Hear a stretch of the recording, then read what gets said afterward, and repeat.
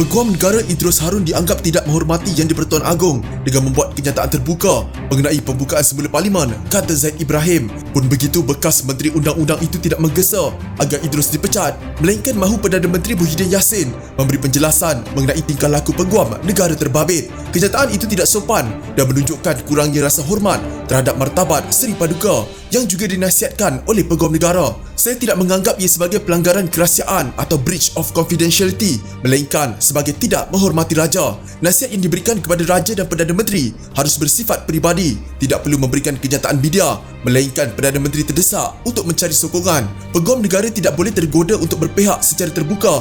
Itu bukan peranannya. Saya tidak akan mengatakan bahawa dia harus dipecat, tetapi bosnya Muhyiddin harus diminta untuk menjelaskan tingkah laku Peguam Negara, katanya kepada Portal Malaysia Kini. Zaid mengulas pengesaan Majlis Presiden Pakatan Harapan yang meminta Idrus dipecat kerana didakwa menderhaka kepada Agong dengan membuat kenyataan secara terbuka berhubung prosedur pembukaan semula Parlimen. Pakatan Harapan berkata Peguam Negara mempunyai tanggungjawab di bawah Artikel 145(2) Perlembagaan Persekutuan untuk menasihati Agong dan Jemaah Menteri mengenai perkara berkaitan undang-undang. Bagaimanapun, kata mereka, Peguam Negara perlu melakukannya secara terus kepada Agong. Jelas sekali Peguam Negara sepatutnya memberi pandangan beliau terus kepada Yang di-Pertuan Agong serta merahsiakannya dan bukan mengumumkan pandangan beliau secara terbuka seperti yang telah dibuat ini. Maka kenyataan ini juga satu bentuk pelanggaran kerahsiaan di antara Peguam dan anak guam. Dengan pelanggaran ini, dia tidak layak menjadi seorang Peguam, apatah lagi menjawat jawatan Peguam Negara, kata mereka.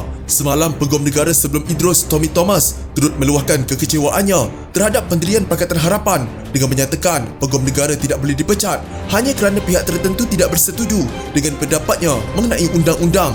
Undang-undang tidak ada hitam putih mengenai perkara ini. Terdapat banyak kawasan kelabu. Ini adalah bidang perundangan yang sukar dan kompleks. Kita memasuki wilayah yang belum dijelajahi. Semua orang berhak atas pendapat mereka.